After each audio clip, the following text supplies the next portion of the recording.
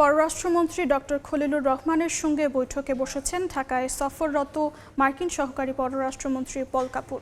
সকালে পররাষ্ট্র মন্ত্রণালয়ে আসেন দক্ষিণ ও মধ্য এশিয়া বিষয়ক মার্কিন সহকারী পররাষ্ট্রমন্ত্রী। তাকে অভ্যর্থনা জানান মন্ত্রণালয়ের কর্মকর্তারা। বৈঠকে ঢাকা ওয়াশিংটন সম্পর্ক জোরদারে বাণিজ্য, প্রতিরক্ষা, ভিসার মতো বিষয় অগ্রাধিকার পেতে পারে।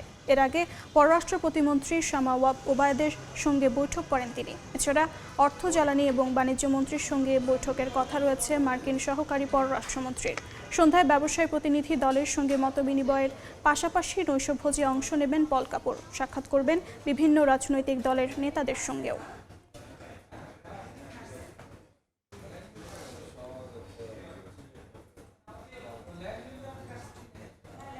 এই মুহূর্তে পররাষ্ট্র মন্ত্রণালয়ে আছেন রিপোর্টার শাতিলা শারমিন। সরাসরি যাচ্ছি তার কাছে।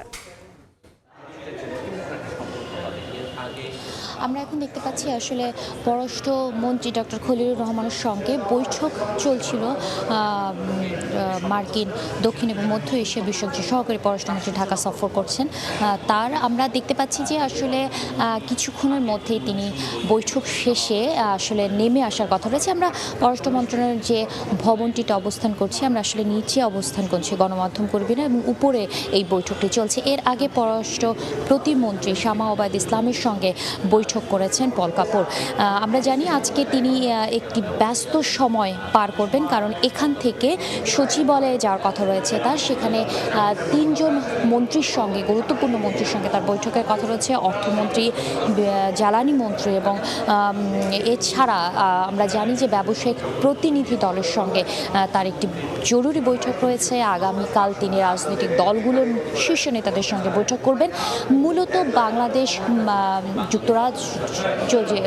যুক্তরাষ্ট্র যে সম্পর্ক, সেই সম্পর্কের ভবিষ্যৎ কি হতে পারে তার আলোচনার জন্যই আসলে গুরুত্বপূর্ণ এই সফরটি অনুষ্ঠিত হচ্ছে।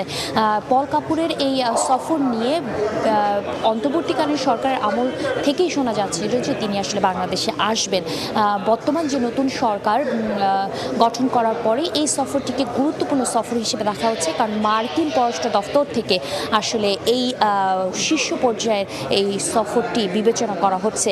আমরা জানি যে 25 সালের শেষ দিকে আসলে ডোনাল্ড নূর স্থলাভিষিক্ত হন এই পল কাপুর, এবং বাংলাদেশ ঢাকা ওয়াশিংটন যে সম্পর্ক রয়েছে সেই সম্পর্কে বাণিজ্য, সেই সম্পর্কে প্রতিরক্ষা এবং সেই সম্পর্কে ভবিষ্যৎ কি পুনর্নির্ধারণ হতে যাচ্ছে সেই বিষয়গুলো কিন্তু নির্ধারণ হতে পারে এই বৈঠকের মধ্য দিয়ে। তো গুরুত্বপূর্ণ এই বৈঠকের পরে যদি পররাষ্ট্র মন্ত্রণালয় থেকে বা সরকারের পক্ষ থেকে গুরুত্বপূর্ণ তথ্যগুলো দেওয়া হয়েছে, কী ধরনের আলোচনা হয়েছে বা মার্কিন দূতাবাসের পক্ষ থেকে, তাহলে আসলে আমরা জানাতে পারবো আসলে আলোচনার বিষয়বস্তু কী ছিল। আমরা অপেক্ষা করছি তিনি যখন নেমে আসবেন তখন হয়তো তিনি গণমাধ্যমে কথা বলতেও পারেন। সেই ক্ষেত্রে আমরা বিস্তারিত আরও জানাতে পারবো। যুক্ত ছিলাম পররাষ্ট্র মন্ত্রণালয়।